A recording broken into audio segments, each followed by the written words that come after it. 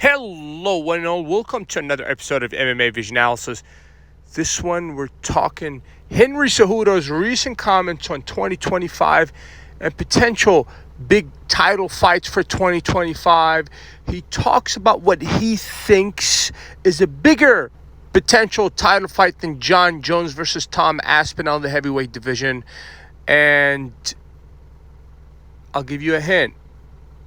His pick has Ilia Topuria a part of that title fight. We're going to talk about Cejudo's comments. Before getting started, make sure to like, subscribe, click that notification to get all of this that is new from this channel, your channel, the one and only MMA Vision Analysis. Henry Cejudo thinks that Makhachev versus Ilia Topuria can potentially be the biggest title fight of 2025. In all honesty, when you stop and think about it, it's kind of hard to disagree with that. Why? A lot of reasons why. A few we can name here, right? Ilia Topuria prophesizes what he can do. And to be honest, as of late, I'm starting to doubt this guy less and less, right? And if he says that he's going to do something, personally, I can't doubt the guy anymore because look what he did to Holloway. Look what he did to Volkanovski, especially the Holloway one. No one's ever knocked out Holloway. This guy prophesized this, right? So there's something there about the character of Ilia Topuria. The character alone makes tremendous noise, right? I want to say, maybe considered to some as being controversial. However you may define controversial. He's definitely, for me, a person that provokes response. He has a mega ego that's backed up by actual performances. Tremendous self-belief. Very similar to young Conor McGregor. Only this guy here, his focus is probably second to none, right? So when he says that he thinks he can beat Makhachev, this guy's went as far as saying he can submit Makhachev. It's very intriguing, to say the least, right? Now, Islam and his camp expressed disinterest in this fight.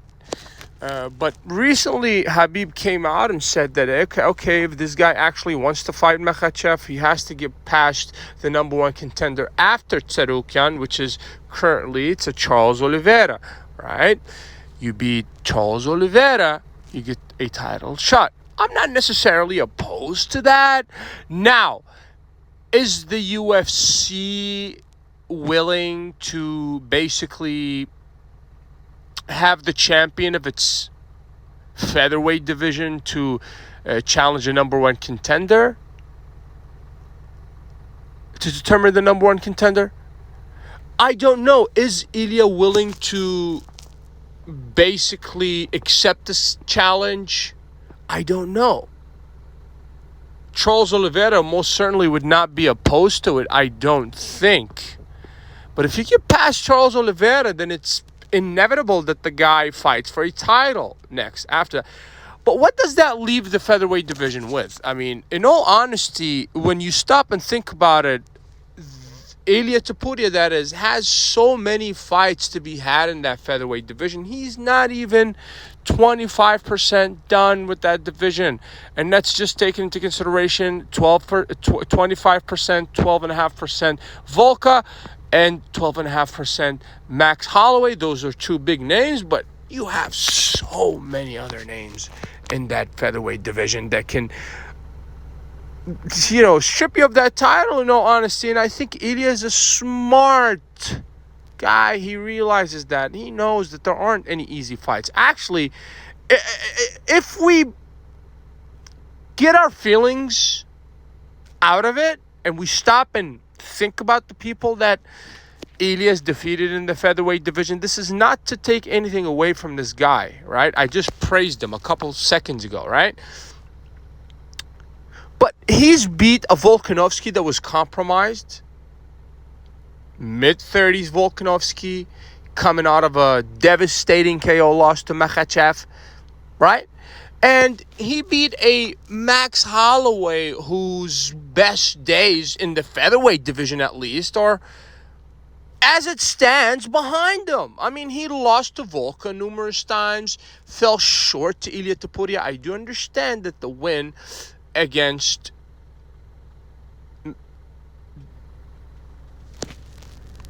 Justin Gage, UFC 300 for that BMF title, kind of revived Max Holloway's career and propelled his name back up to the top. But realistically, he lost, 2-3 times to Volkanovski, and they were not close fights, right?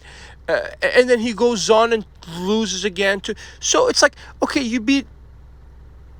With all respect to Max Holloway and Volkanovski, but guys in their mid to late 30s who've probably had their best days in the featherweight division.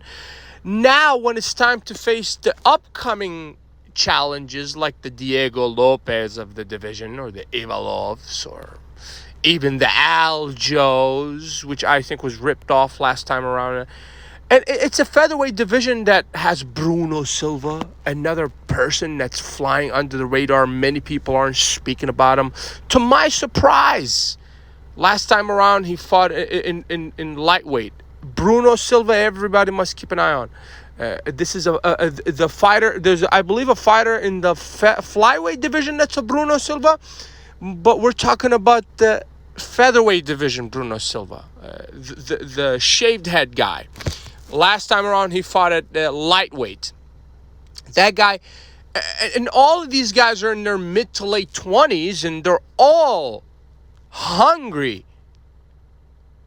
lions that are waiting to get their hands on that title. So I think Ilia realizes this, and that's why the move up to lightweight is the smart thing to do. Allegedly, the guy walks around like 187 or something, 190 pounds. Big dude, right? One of the most drastic weight cuts in the UFC, allegedly, right? It's not like I know. I'm not a part of that camp, but according to his coach, he walks around like at 187. So he talked about moving up to lightweight, which is beneficial. If you have to cut that much weight, you don't have to cut that much for lightweight, right? Which is probably more beneficial for him. He's still relatively young, right? And it's strategic because the lightweight division, most of its fighters are an aging bunch. We talked about this, the top five, whether we're talking about the Gages, the Poiriers, whether we're talking about the Oliveras. And even our current champion is at 32, 33 years old. Believe me when I say that we're not going to see Makhachev in there for much longer, 2-3 years maximum, okay?